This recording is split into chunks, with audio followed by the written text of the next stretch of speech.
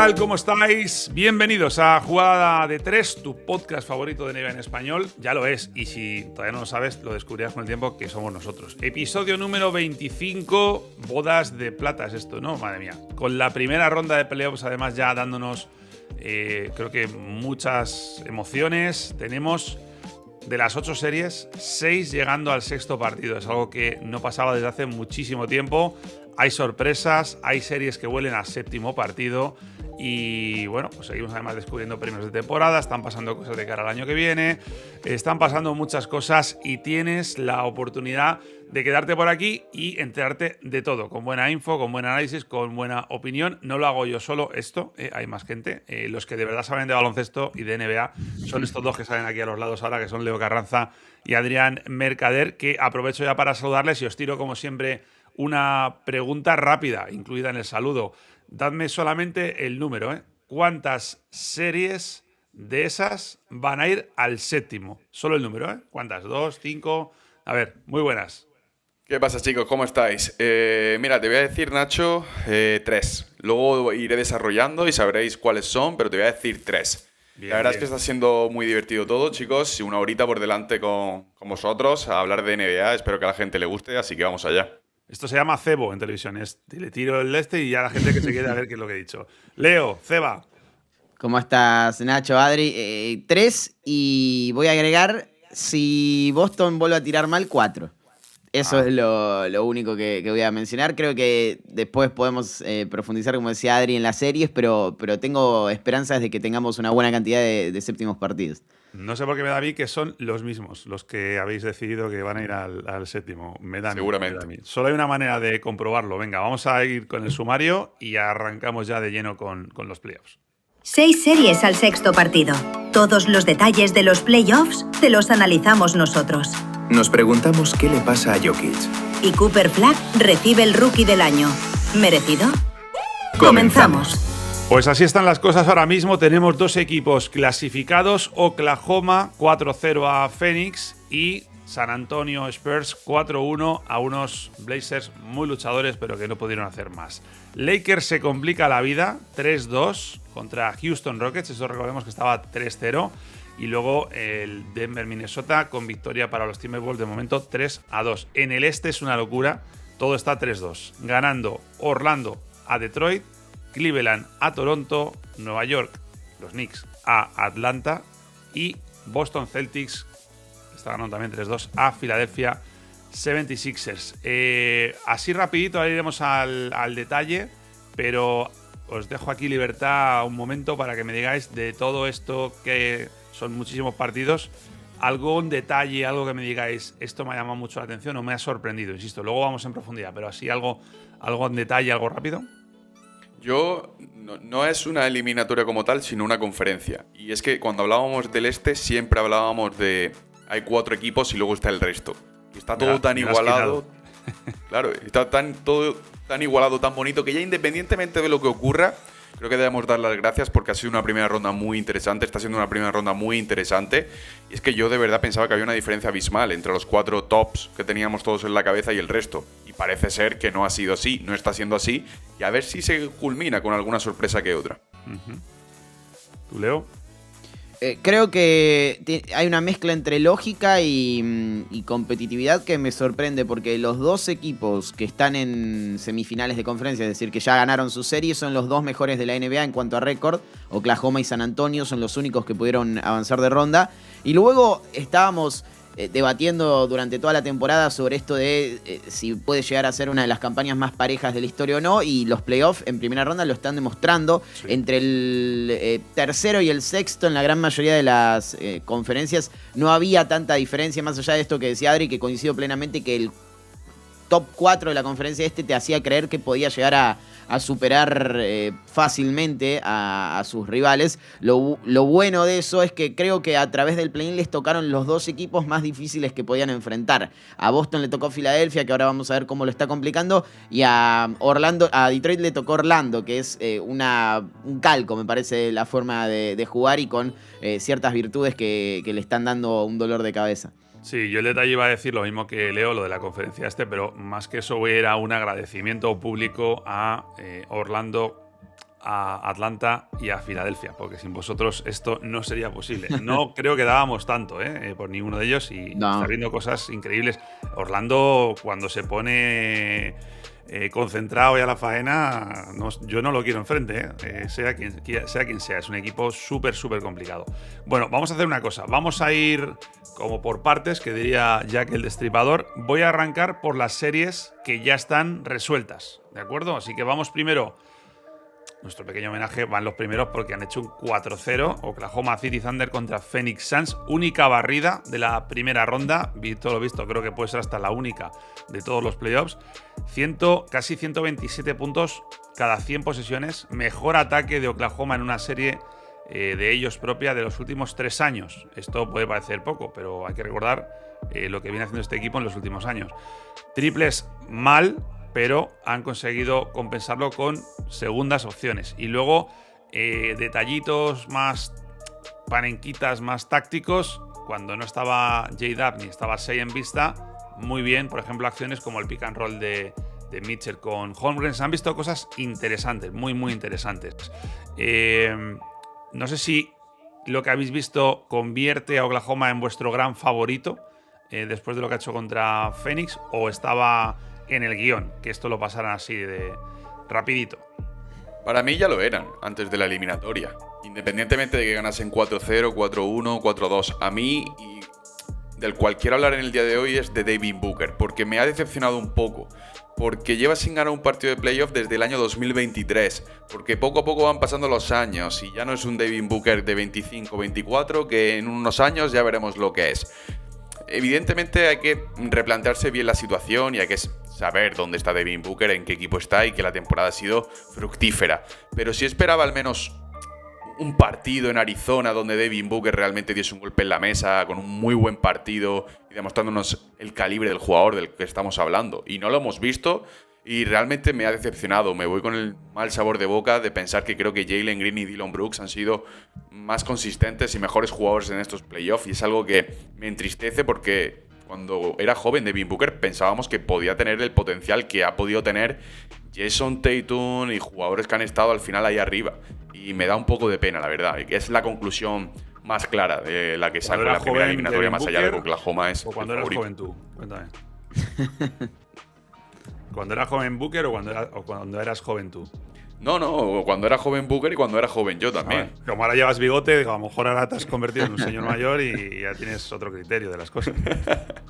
Yo creo que no me sorprende para nada, no cambia la perspectiva que tengo del conjunto de Oklahoma. Como decía Adri, ya eran el máximo favorito antes de esta serie y creo que le tocó el rival más accesible de estos playoffs, sin desmerecer a Phoenix, no solo porque era uno de los pocos equipos que podía llegar a ser barrido, sino porque además era el emparejamiento perfecto. Por esto que mencionaba Adri, Oklahoma es el mejor equipo a la hora de defender el perímetro por escándalo, por la cantidad de presencias en ese sentido que tiene. Cason Wallace, Shai Gilgeous-Alexander, incluso se dieron el gusto de no tener a Jalen Williams durante gran parte de la serie, pero Lu Dort, Alex Caruso, y puedo seguir nombrando y vamos a seguir hasta el final del podcast así. Y justamente Phoenix era el equipo que llegó a playoff por lo que hacían sus perimetrales. Es un equipo que muchos bromean con que está hecho en su totalidad por escoltas. Y se notó que Dort, que Wallace, que Caruso, que todos esos jugadores volvieron locos, sobre todo a Booker, porque saben que es el que suele generar para el resto, pero también a Green y a Brooks, a quien dejaron un poco más en lo individual. Pero no cambia absolutamente nada. Creo que Oklahoma se va a medir realmente con un rival que puede llegar a complicarlo. No sé, ahora ya estoy pensando si va a ser en segunda ronda o en finales de conferencia, pero bueno, veremos. Vamos a ver. Bueno, eso de la primera, la del 4-0, hay otra que ha sido un 4-1 de San Antonio Spurs con sustitos por el camino, pero al final han resuelto mejor de lo que pensaba en algún momento. Ha habido un momento, imagino que coincidís entre el segundo y el tercer partido, que pensábamos que San Antonio a lo mejor acaba quedándose algún jugador embarazado, ¿no? Primera serie que ganan San Antonio Spurs desde el 2017. Esto es mucho tiempo. Era un niño, Adrián Mercader. Wemby, primer jugador desde Patrick Ewing que hace doble consecutivo aportando al menos 6 tapones. Otra salvajada. Defensa de los Spurs en 3 de los 5 partidos el rival no llegó a los 100 puntos.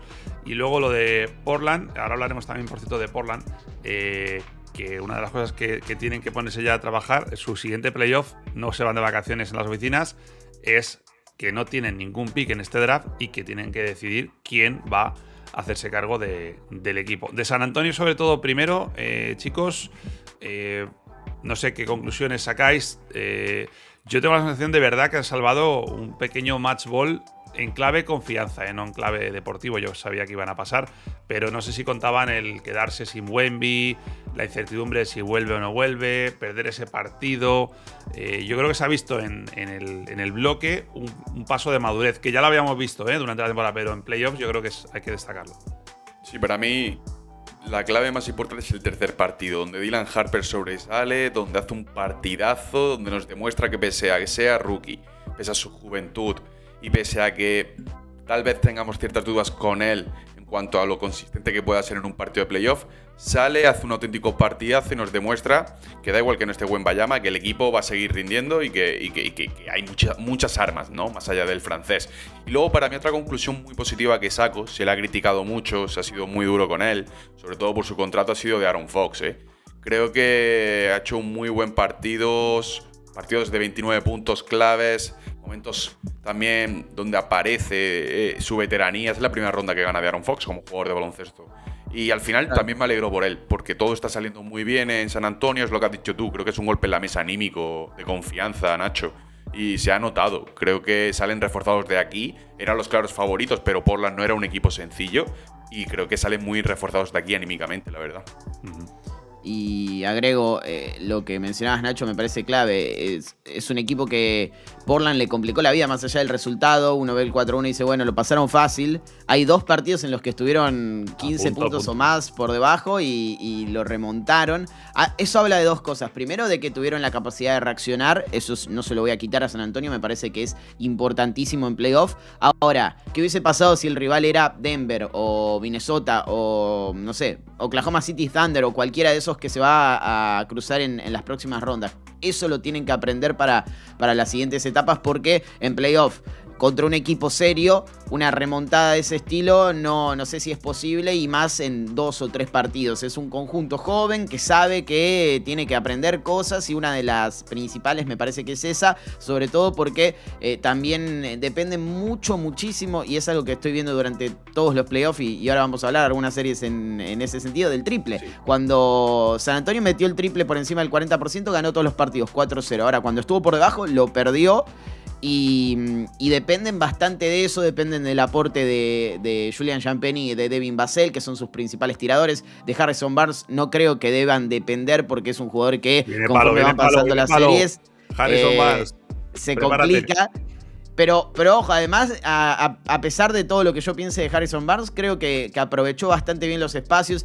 Cambia mucho cuando está Wemby, eso es verdad, cambia muchísimo cuando está Wemby, tiene muchos más espacios para operar. Y me quiero quedar con Dylan Harper. Dylan Harper fue clave con ese partido que mencionaba Adri, con 27 puntos, cuando no había aparecido todavía De'Aaron Fox. Luego Fox tuvo un cierre de serie espectacular, y muy probablemente, si son capaces de sacar alguna de esas jornadas de Harper, de Castell es mucho más consistente, hay que mencionarlo, pero de Harper, de Carter Bryant y de esos jóvenes, son muy difíciles de vencer porque tienen demasiados recursos. Sí.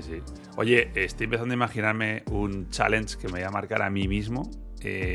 Si a las finales llega San Antonio, mi objetivo es hacer una foto de Leo Carranza con Harrison Barnes. Ese es el objetivo. Estuve en el mismo ambiente con él, creo, en la NBA Cup. Sí, no, pero yo digo específica, una foto específica, los dos abrazados. Los dos, sí, claro. Sí, un poco señal de paz, ¿no? Mister 100%. Sí, a mí me parece un muy buen jugador de temporada regular. Mi objetivo es ese, es un poco emular a Donald Trump y hacer paz en una guerra, ¿sabes? Es un poco mi objetivo en la vida. Bueno, que sepa la gente del podcast que de Oklahoma y San Antonio vamos a hablar mucho, por eso hoy pasamos un poco más por encima, porque creo que las otras series lo merecen. Pero antes, creo que se ha ganado el cariño y el derecho a que Portland hablemos un momentito de ellos, de lo que viene, porque creo que es muy ilusionante, pese a que han caído. fijaros lo que tienen, ¿eh? Decíamos, no tienen rondas del draft, eso es verdad que es un poco una faena, sobre todo en un año como este, pero fijaros, estos 8 jugadores que veis tienen contrato en vigor el año que viene. Estamos hablando de Scoot Henderson, de Damian Lillard, que ya volverá, Jrue Holiday, Advia, Jeremy Grant, Shedon Sharpe, Donovan Clingan y Toumani Camara. Es decir, 8 jugadores. Probablemente alguno de estos, lo decía hace no mucho Leo, ¿no? Alguno de estos puede ser que salgan en algún intercambio. Pero bueno, y la gran duda es la de Thiago. ¿Qué pasa con Thiago? ¿Se hace cargo del equipo? ¿Sale? ¿Entra? Bueno, no sé, ¿le metéis a este equipo como para estar arriba el año que viene? No digo para ser campeón, pero para estar mucho más arriba de lo de este año.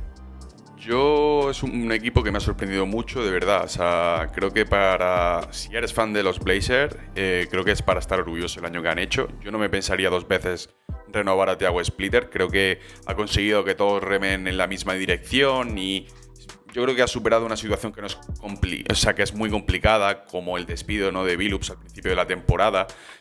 Bueno, despido no, es que le meten en la cárcel directamente. Bueno, espérame, un segundo, que ayer yo me metí en la página oficial de los Blazers, en el roster, y sigue apareciendo como head coach. Claro, porque es interino, Splitter.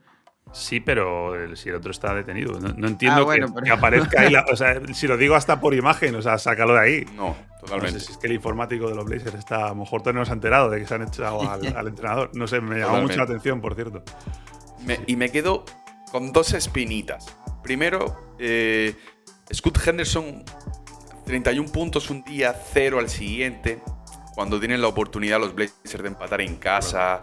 Cuando ibas 17 arriba. Es que es precisamente lo que me dejaba dudas y lo que siempre me ha dejado dudas sobre él, porque yo sabía que era muy bueno, pero la consistencia, el ser capaz de marcar un ritmo durante todos los encuentros. Y luego Shedon Sharpe. Si yo a este equipo, de verdad, si este equipo quiere mejorar, a lo mejor Shedon Sharpe podría ser una buena pieza de traspaso. Me explico. Vuelve Damian Lillard, así que ya tienes esa posición exterior protegida. Le das un poco más de importancia a Scoot Henderson y tal vez puedas buscar a un jugador de un estilo diferente, porque a mí Shedon Sharpe me ha decepcionado un poco, tengo que reconocerlo. Tal vez es cierto que venía con demasiado foco mediático por ser un jugador espectacular en pista, pero a mí me ha decepcionado un poco porque a Portland le faltaba el ataque, era una situación, una temporada para que él pudiese brillar y altibajos, sinceramente, altibajos. No lo sé, creo que si algo deben hacer, algo deben sacrificar, evidentemente. Mira, sí. Leo, antes de que vayas, para que veáis, esta es la página web de los Blazers. Vamos bajando, están los jugadores, vamos bajando y, ojo, ¿quién está aquí? Madre mía. De verdad nos parece increíble. Está en rojo, está en rojo. No, está en rojo porque tengo el cursor encima. Ah, bueno. Sí, no es por eso, no. Madre mía. Y si lo llegan a poner en rojo serían unos cachondos ya, los de informática. o unas barras. Sí. Pero coincido en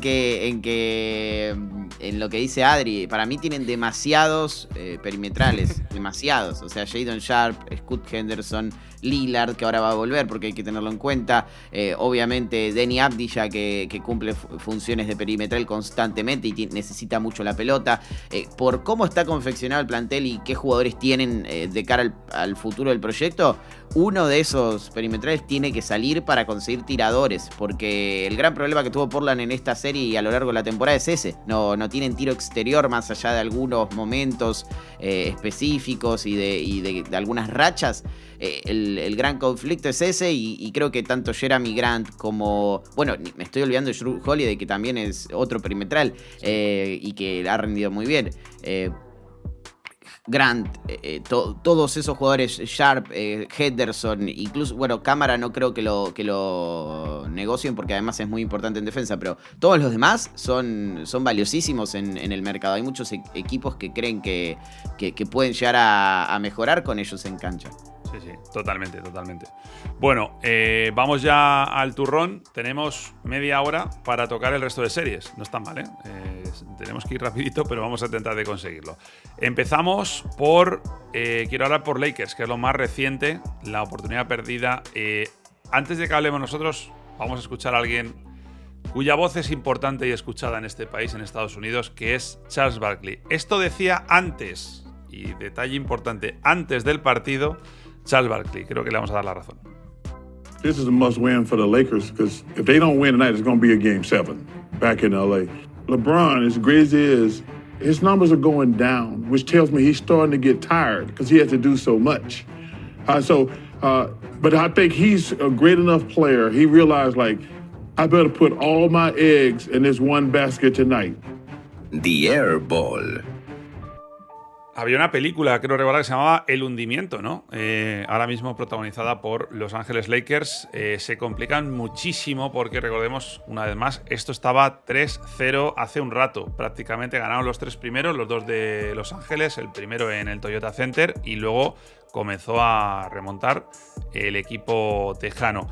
Ojo a esto, 15 o más pérdidas de balón en cada partido de los Lakers, no de las derrotas, de cada partido. Y luego, bueno, como anécdota, que LeBron siempre ganaba este tipo de partidos, de cerrar en casa una eliminatoria. Bueno, primera vez en mucho tiempo que LeBron pierde uno así. La pregunta es muy fácil.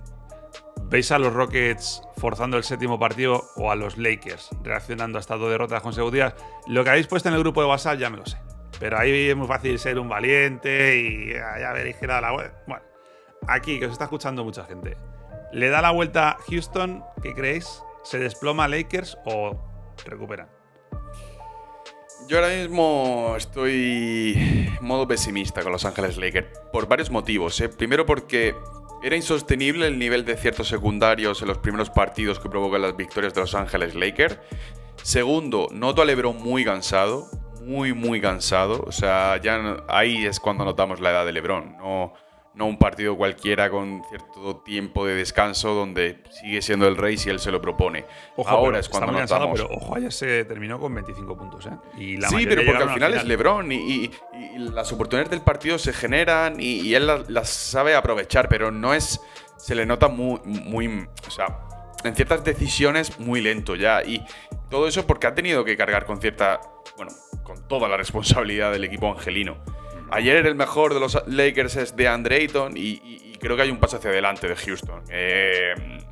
No quiero ser criticón, ¿no? Pero parece que este equipo juega mejor sin Kevin Durant. O al menos así lo estamos viendo, porque han salido los jóvenes y han dicho, oye, mira, no voy a permitir que se rían de mí, no voy a permitir ciertas críticas. Amen Thompson, incluso ayer metiendo triples, Alperen Sengun muy bien, Jabari Smith hace un auténtico partidazo. Ese es el Jabari Smith que realmente puede hacer diferencial a estos Houston Rockets. Si está a este nivel, sí. Es que cuartas mejores espadas en la NBA, pocas que él, sinceramente. Ayer viendo el partido, hablando con un amigo, le comentaba yo, quizás es una comparación un poco exagerada, pero creo que me vais a entender, Jabari Smith ahora mismo es el Antetokounmpo del tercer año. O sea, tiene hasta el mismo físico, todavía muy delgadito, pero es capaz de hacer de todo.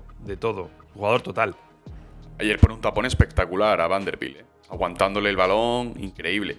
Y ahora viajamos, me recuerda mucho al Warriors Rockets del año pasado. 3-1, fuerza en el 7º, y luego las consecuencias son fatales para Warriors, porque se lesiona muscularmente Stephen Curry por toda la presión que tiene que soportar y por intentar liderar a los Warriors. Jimmy Butler se cae en esa serie y también se pierde ciertos partidos. O sea, me está dando un déjà vu. Y te digo una cosa para terminar.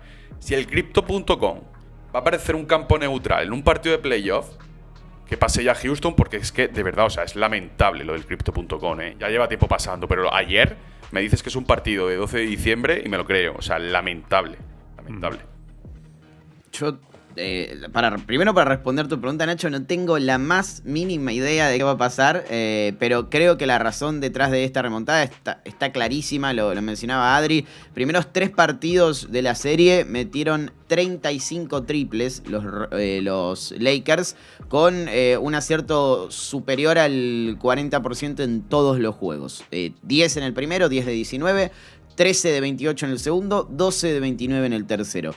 En el cuarto y en el quinto, 5 y 7 triples respectivamente, con un acierto del 22,7% en el cuarto y del 25,9% en el quinto. Y del lado de Houston, todo lo contrario. Arrancaron flojo en el tiro exterior, lanzando poco y anotando poco.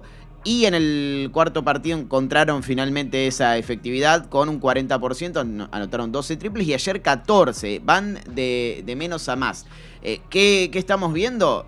la lógica. O sea, si uno se preguntaba cómo iba a ser esta serie en el inicio de la misma, podía llegar a pasar que Los Ángeles Lakers se pusiera 3-2, pero era realmente llamativo que alguien te dijera que iba a ser un 3-0 y que la diferencia fuera tal. Ahora estamos viendo cómo se acomoda todo. Incluso Houston ahora tiene la posibilidad de cerrar el sexto en su casa y jugar un Game 7 en condición de visitante. Y creo que si lo hace, si gana el sexto, le va a doler mucho ese partido que pierde en el tercero con la pérdida de Rick Shepard y el triple de LeBron que manda overtime el juego. Pero de todos modos sería un logro para este equipo haber forzado un Game 7. Ayer también noté que los jugadores de rol de Los Ángeles Lakers están cada vez más lejos de lo que vimos al inicio, que es algo más cercano a lo que habíamos visto en la temporada regular. Kennard jugó 2 primeros partidos extraordinarios que no se podían sostener en el tiempo. Marcus Smart sigue siendo Marcus Smart. Creo que con sus luces y sus sombras él no cambia, puede tener un gran partido y puede tener una noche en la que pierde muchas pelotas como ayer. Roy Hachimura ya no es el mismo del tercer juego, del segundo juego. El caso de Vanderbilt, de deportistas que habían... yo creo que el mejor jugador de la noche ayer fue DeAndre Ayton, pero en general el entorno no rindió y LeBron tuvo que hacerse cargo en el final y no alcanzó, mientras que del lado de Houston sucede todo lo contrario. Antes no aparecía absolutamente nadie que le diera un respiro a Amen Thompson, a Alperen Sengun, y ahora tenés a Jabari Smith Jr. anotando el triple, a Rich Shepard anotando el triple, a Tari Eason siendo fundamental en defensa y en ataque, y eso abre espacios para los 2 mejores jugadores del plantel a la ausencia de Kevin Durant. Yo creo que en el caso de que haya un Game 7, Durant va a volver. Y me parece que si lo acoplan a lo que están haciendo ahora, pueden llegar a ser muy difíciles de vencer. El tema es que hasta ahora no habíamos visto esta versión de Houston, con o sin Kevin Durant. En el primer partido no la vimos, en el tercero no la vimos, en el segundo no la vimos en el primer tiempo que tuvo KD, ni tampoco en el complemento. Pero ahora sí Houston se sacó de encima esa mochila y es muy difícil de vencer cuando defiende así y ataca de esta manera. Sí, para mí sería un error si Houston pone el 3-3... que Durant jugase el séptimo. A mí me pareció un error. Bueno, sí, por lo que has dicho antes, de que los ves jugando mejor sin él que con él.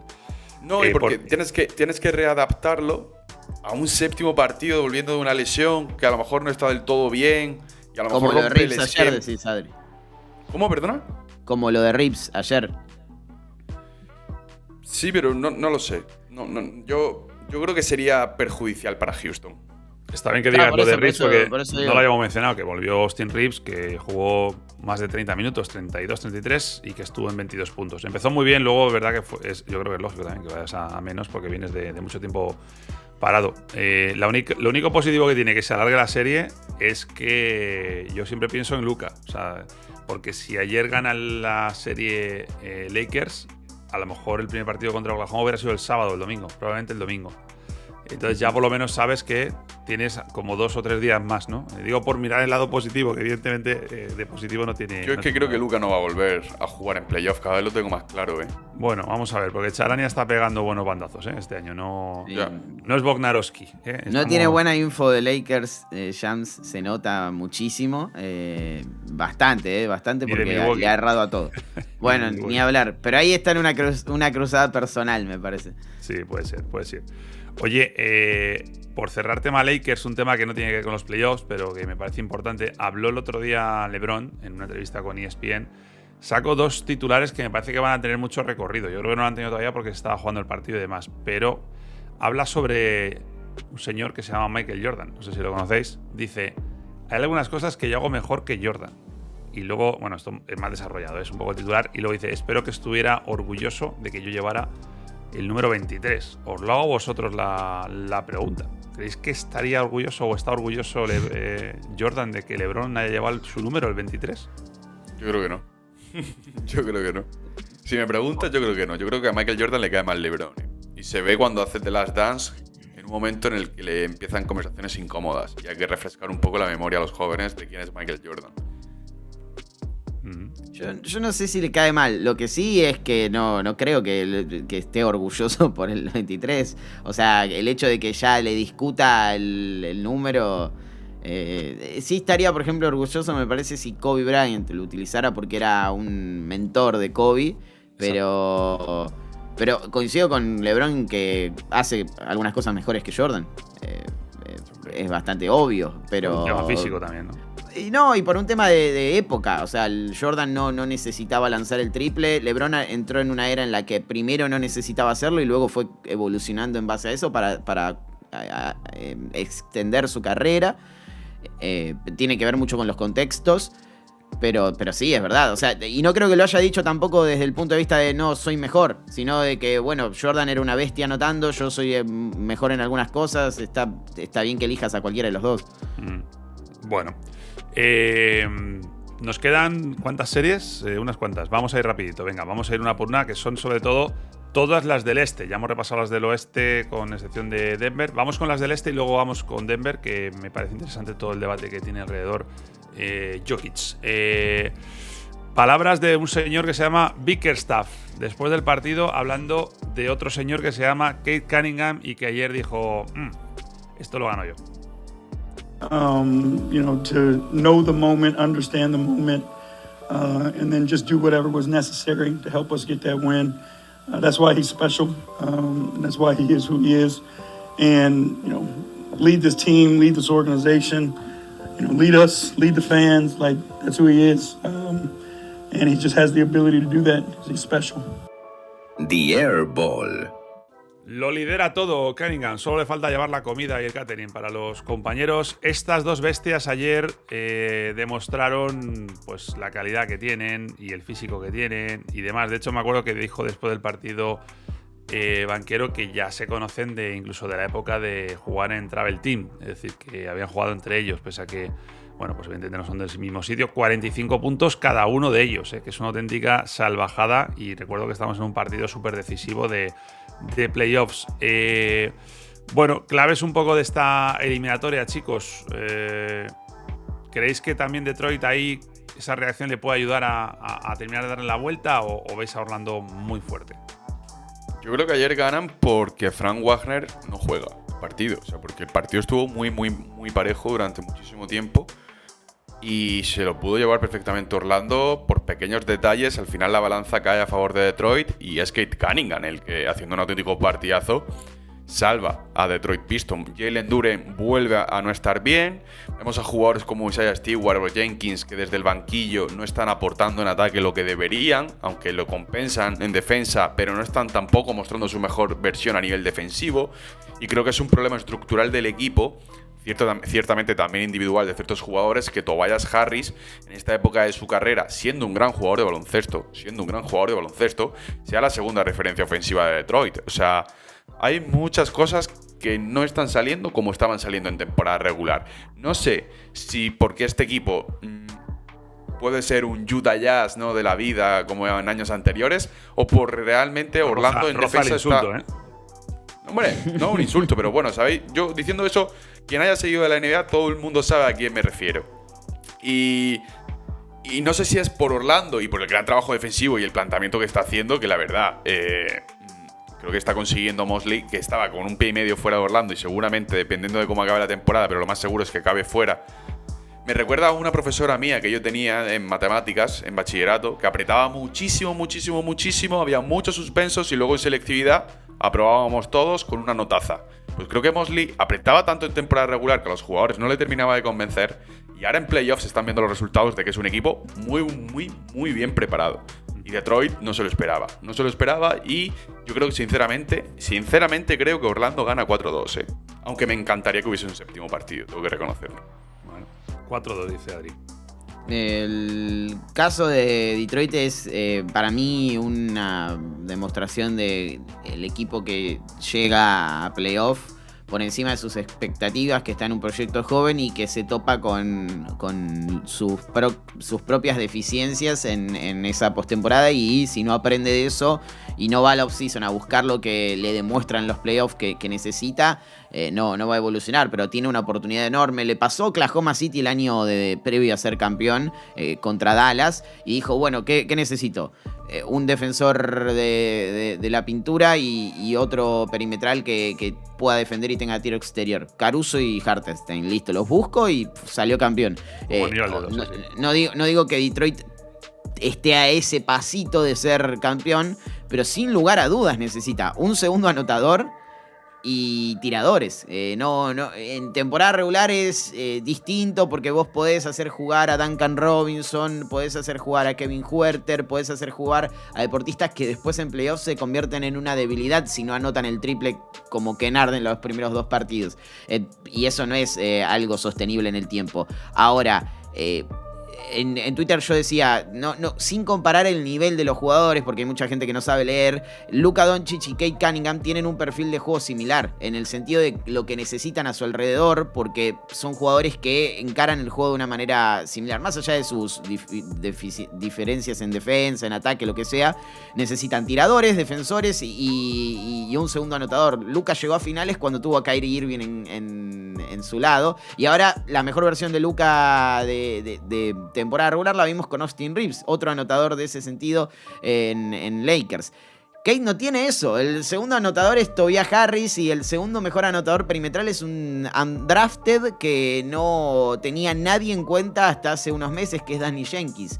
Entonces, si no hacen un cambio en ese sentido, va a ser muy difícil. Me sorprende realmente que haya sido capaz de anotar 45 puntos con este ataque y contra una defensa como la de Orlando, que estaba volviéndolo loco, pero habla de la clase de jugador que es. Si aportan un poquito como hicieron en esta jornada, Harris, algún tirador, suman algún plus en ataque, Detroit le puede ganar. Bueno, ni hablar, pero digo, en esta serie en particular, si vemos una noche sólida de Danny Jenkins en el sexto, Detroit tiene que ganar esta eliminatoria. Bueno, Boston-Filadelfia, creo que todos tenemos en la cabeza que esto se acababa el otro día en el Garden, y para nada, ahí está la secuencia de partidos con Boston ganando el primero. La sorpresa es que lo impresionante de esto es que Filadelfia ha ganado 2 veces ya en el Garden, porque recordemos que los Celtics en Filadelfia pasaron sin apuros, pero claro, nos hemos plantado en que ahora hay un sexto partido que van a Filadelfia y bueno, ¿se os ha bajado un poquito el suflé con los Celtics a raíz de esto o esto es un accidente? A mí se me ha subido el suflé de Filadelfia. ¿Se te ha subido? Desde que ha vuelto Joel Embiid se me ha subido, y mira que la vuelta de Joel Embiid… No, pero digo el de los Celtics, que si se te ha caído el suflé de los Celtics. No, yo creo que aquí hay hablábamos en este podcast de los Celtics como candidatos al anillo. No, y lo son. Pero yo creo que hay un toque físico. Hay un toque físico de Celtics en ciertos momentos. Incluso yo creo que Jason Tatum tiene que estar un poco cansado, ¿eh? Al final ha vuelto muy bien, pero al final tiene que estar cansado. Es humano como todo el mundo y tiene que estar cansado. Yo, hablando de Filadelfia, me alegro mucho por Joel Embiid, tío, porque ha tenido para un año que parecía que podía llegar sano, o al menos con tranquilo, tío, una apendicitis una semana antes, es que es acojonante, es que luego te vas fijando, tío, y da hasta un poco de pena. Y que volviese y que cayese de esta manera 4-1 sin poder demostrar ni siquiera un poco de su nivel, pues mira, ha llegado el TD Garden, ha ganado, y la verdad me alegro mucho por él. Ahora este sexto partido pues también va a ser importante, evidentemente, pero me alegro porque Joel Embiid haya tenido un buen partido y una victoria en playoff contra Boston. A lo mejor esto le da confianza a Filadelfia como tal. Yo de esta serie solo voy a decir una cosa. Cuando Boston juega a las matemáticas, cuando anota el triple por encima del 40% gana, cuando no lo hace puede llegar a perder. Es terrible el récord, 27-0 en temporada regular. En esta serie está 3-0 cuando lo logra. Y en el caso de que no lo haga es 29-26 en temporada regular y 1-2 en playoff. O sea, todo depende de si Filadelfia aprovecha esas noches en las que Boston tiene una mala jornada desde el triple, pero cuando Boston tiene esa noche de acierto desde el triple, no hay manera de que Filadelfia le gane. Cuidado con esa parte del cuadro, porque lo que están haciendo Boston y Knicks, que cruzan en la siguiente ronda en teoría, con todo el respeto para Atlanta y para Sixers, es que están sumando muchos minutos, que creo que no contaban con ellos, y eso a la larga les puede pasar factura, ¿eh? Como digo, cruzan con Knicks, o Atlanta, aquí ya no me atrevo tanto a decirlo. Lección de Quinn Snyder, lo dijimos el otro día aquí. Yo creo que es el nombre de la eliminatoria, por encima de los jugadores, por supuesto, que sin ellos no habría nada, pero lo de Atlanta es ya difícil de categorizar, ¿eh? Y eso que, bueno, los Knicks han reaccionado en esos últimos 2 partidos, tanto en Atlanta como en el Garden. ¿Qué os transmite esta eliminatoria? Porque a mí, los partidos que han ganado los Knicks tampoco me han convencido tanto. Al final, en muchos momentos es Brunson contra el mundo. Le falta precisamente eso, ¿no? Que sean más equipo para tener más credibilidad de cara a la victoria, ¿no? A mí por parte de los es lo que Knicks, sí es me ha Atlanta, gustado que aparezca Matt Bright, que Clarkson desde el banquillo gana un poco de importancia, ¿no? Porque al final los minutos de Michael Bridges que ha ido perdiendo, alguien tiene que ir ganándolos. Y a mí aún así me siguen generando muchísimas dudas, de verdad. O sea, el partido que hace Jalen Brunson es para quitarse el sombrero. O sea, para quitarse el sombrero, este último, creo que eran 39 puntos. Claro, pero a lo que veo es que Brunson no te puede salvar todos los días. Claro. Es que Brunson dependencia, ya hemos visto en años anteriores que tiene un límite, tiene un techo. Y parece que en Nueva York pues se están dando otra vez con la misma piedra, porque puedes pasar frente a los Hawks, que por cierto me está... no sé, esperaba un poquito más de Jalen Johnson. Pero creo que es una de las 3 que tengo para el séptimo partido. Creo que Atlanta va a reaccionar frente a su público y vamos a tener un séptimo en el Madison que la verdad suena inmejorable, ¿no? Para mí vimos a los Knicks que van a competir por el título en los últimos 2 partidos, en gran parte por los ajustes de Brown, por cómo usó a Karl Anthony Towns en esos 2 juegos. En el primero termina con un triple doble, en el segundo también es eje de la ofensiva. Y no es casualidad que cuando le sacan de las manos la pelota un poco a Jalen Brunson anota 39 puntos. Es un buen generador, un muy buen generador, pero no es su principal virtud. Es como poner a Stephen Curry, más allá de que hay una diferencia gigantesca entre uno y otro, y entre el estilo también de uno y otro, pero es como poner a un jugador que se caracteriza por anotar y castigar individualmente a llevar la carga de la ofensiva en cada posesión. Atlanta estaba atacándolo en cada pick and roll y se notaba que ganaban en base a eso, que lo cansaban en defensa y que luego también lo hacían en ataque. Ahora con ese cambio se nota que los Knicks le han sacado una ventaja enorme por una cuestión de talento a los Hawks, que era lo lógico. Tienen mucho más talento que Atlanta y además son un proyecto más formado. Sí, sin duda. Cerramos, luego iremos con Denver, pero cerramos el este con, yo creo que es la eliminatoria, por lo menos yo la que más estoy disfrutando por momentos, porque son partidos muy igualados. Cleveland ya manda 3-2 sobre Toronto, pero lo curioso es que aquí lo pone ahí arriba. Gana el de casa. O sea, esto es así. Si esto sigue así, es al séptimo, que entiendo que es el otro que decís vosotros, ¿no? El que va a ir al séptimo, que va a ganar Toronto en casa en el Scotiabank. Yo aquí no descarto que Toronto haga la broma, porque, y lo digo que ahora que están 3-2 abajo, es que veo una diferencia grande en el banquillo. Mira que le quiero a Kenny, pero yo veo a Darko haciendo cosas que le está costando mucho luego a Cleveland descifrarlas y darle la vuelta. Para mí hay un factor clave en esta eliminatoria. Ha sido que cuando Evan Mobley ha estado participativo en ataque, Cleveland ha ganado. Y no solo para mí es la clave de esta eliminatoria, es el termómetro de Cleveland Cavaliers. Un Evan Mobley agresivo, un Evan Mobley buscando puntos, un Evan Mobley que intente, ¿no? Ser esa tercera, incluso en algunas ocasiones, segunda referencia ofensiva de los Cavaliers, tío. Y me da rabia porque es algo tan obvio que puede ser un arma de doble filo, porque como lo neutraliza el equipo rival, pues parece que a Cleveland se le acaban un poco las ideas. Ayer aparece Dennis Schroeder, pero es que cuando aparece Mobley, la defensa de Toronto está obligada a abrirse. Y a que jugadores que, por ejemplo, normalmente pueden defender a James Harden y a Donovan Mitchell, como es Scottie Barnes, se tengan que centrar en Evan Mobley porque no hay físicos capaces de pararle. Entonces, en ese sentido me da un poco de rabia, pero yo estoy contigo, Nacho. Creo que Toronto Raptors va a salir, independientemente de lo que ocurra, muy reforzado de aquí. Creo que el proyecto se asienta. Creo que era un proyecto con dudas, donde se recordaba, ¿no?, por momentos a Chicago Bulls con muchas estrellas, pero ninguna de primer nivel. Parece que aquí Scottie Barnes sí lo puede ser. Y es un proyecto que tengo muchas ganas de seguir. Ojalá todas sean un séptimo partido. Es que para qué os voy a engañar, me encantaría. Pero vamos, creo que Toronto en Toronto es un equipo peligroso. Yo no la tengo a esta como serie que va séptimo. ¿Ah, no? ¿Se acaba? No, yo creo que sí, pero coincido plenamente 1000% con Adri. La clave de la serie está en Evan Mobley.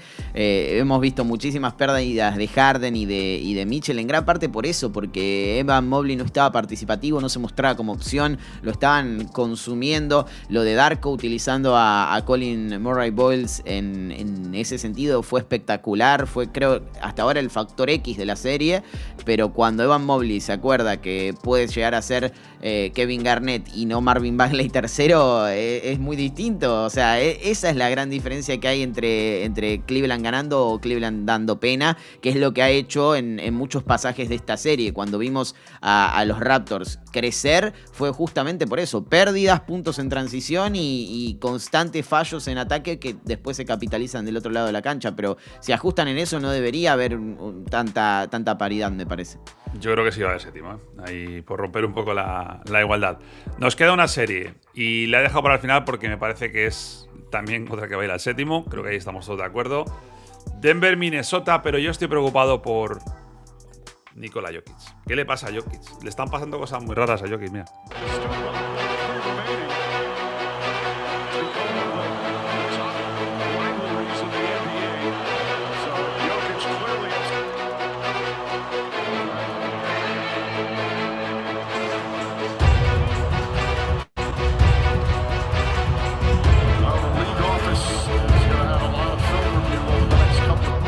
The Air Ball. Para cerrar el repaso a playoffs, este no es mi Jokic, no lo reconozco, tanto porque se le está yendo mucho a veces la cabeza. El otro día se fue a buscar a McDaniels al terminar el quinto partido por algo que yo, no es que esté bien, pero creo que no es para tanto como para ir a encararte. Se le nota que está nervioso, que está frustrado. Lo de los triples dobles en el primero y en el quinto y el cambio, sin embargo, en el 2, 3 y 4, que están ahí reflejados, 34% en tiro exterior, 15% en triples, es un jugador de muchos contrastes. No es mi Jokic, ¿no? No sé si os pasa un poco lo mismo, porque desde luego, si Jokic es Jokic, aquí no hay debate. O sea, y más ahora que no está Anthony Edwards. No sé, ¿nos das esa sensación? Nacho, perdóname, pero yo tengo que matizarte una cosa. Desde que se ha lesionado Anthony Edwards, a mí esta serie no me interesa tanto como otras. Lo siento, tengo que reconocértelo, aunque era la más bonita, era la que más estaba disfrutando, pero es que sin Anthony Edwards… Fuera, ya está. Nos quedamos Leo y yo y ya está. Si no te interesa, fuera. Spotify me quita del plano. Perdonadme, pero es que cuando falta el mejor jugador del otro equipo, cualquier cábala, cualquier situación que nos pongamos, ya no sirve para nada. O sea, no sirve para nada. ¿Hay algo en juego? Pues claro que hay algo en juego, pero bueno, ya no es lo Minnesota, mismo. Claro, es que la eliminatoria ya es otra. O sea, claro que voy a disfrutarla, claro que voy a ver los partidos, claro que voy a analizar, ¿no? ¿Qué le está pasando a Nikola Jokic? ¿Qué le está pasando a Aaron Gordon? Si puede tener estabilidad física, si no, si es capaz de Ayodosumu o McDaniels de dar un paso hacia adelante. Pues claro, hay muchas. Pero a mí desde que se lesionó Anthony Edwards, no lo entiendo. O sea, es como que no tengo… No tengo ese interés, como por ejemplo tengo con otras rondas. Perdonadme. Por eso os doy paso a vosotros para que opinéis un poco más. Perdona por sacar el tema, no quería yo molestarle. A mí, a ver, no lo voy a restringir solamente a Anthony Edwards, porque creo que incluso o sea, en los momentos en los que estuvo en la serie, no fue la mejor versión de Edwards porque ya estaba lesionado. Ese es el problema. Ya tenía esa rodilla de runner, claro, que no es la que se lesiona luego. Y estaba promediando 18 puntos por partido con bajos porcentajes. Pero es verdad lo que dice Adri, que en cualquier momento Edwards te puede romper un juego. Pero a mí lo que me molesta… Leo, su presencia en defensa también provoca muchos espacios para otros jugadores. No es lo mismo McDaniels teniendo al mejor defensor de Denver delante, que sabes que va a estar con Anthony Edwards. No es lo mismo en ese sentido. Perdona por interrumpirte. Tal cual, no. No, si no quería hablar de la serie, pero no para de hablar. Menos mal. Pero quiero agregar, DiVincenzo estaba teniendo una serie espectacular y chau, desaparece. Peyton Watson está lesionado. Perdona, un día tenemos que hablar de eso, lo del 0 a la espalda en playoffs. Bueno, es gravísimo, es terrible. Hay varios que juegan, o sea, Kuminga, por favor, te lo pido, quítate ese dorsal. Kuminga, Jalen Darren, Iris Maxey. Son muchos, ojalá que no se lesionen porque son muchos. Sería Y me olvidaba de, obviamente, Aaron Gordon. O sea, son 2 jugadores importantísimos en Denver, 2 jugadores importantísimos en Minnesota, que le quitan mucho prestigio a la serie en el sentido de que el talento ya se vuelve más reducido. Pero igual, de todos modos, creo que el morbo, la intensidad y el impacto que están teniendo ambos equipos le da esa condición de serie complicadísima de todos modos. Creo que lo de Jokic es preocupante en los juegos 2, 3 y 4. Ahora, fíjense cómo es la estadística. Cuando supera las 10 asistencias o llega a las 10 asistencias, Denver gana. 11 en el primero, 16 en el quinto. En todas las anteriores no estuvo por encima de las 10. Triple-doble. Eso es sinónimo de triple-doble y de que no lo están forzando a lanzar desde lo individual y a anotar, que encima estaba muy mal tirando en esos últimos partidos, pero eso significa que el resto está anotando sus tiros liberados y en ese caso incluyo a Cam Johnson, a Spencer Jones, a todos esos jugadores, y que él no está teniendo que cargar la ofensiva desde lo individual. Todavía estoy esperando el partido Jamal Murray, ese partido que nos tiene acostumbrados en una serie de playoff que rompe el juego. Podría ser el sexto o podría ser el séptimo, no lo sé, pero claramente Denver lo va a necesitar, sin importar si en Minnesota está Edwards o el que sea. Este equipo de los Timberwolves ya ha demostrado que lo va a llevar al límite y van a necesitar de esa versión de Jamal. Sí, sin ninguna duda. Bueno, pues repaso rapidito de todo lo que ha sido los playoffs. Quiero que cerremos con 2 cosas súper rápidas. Porque ya que estamos homenajeando a la gente que hace las cosas bien o que tal, pues bueno, evidentemente hay que reconocer a este chico el premio que le han dado. Ahí lo tenéis. Cooper Flagg, Rookie del Año.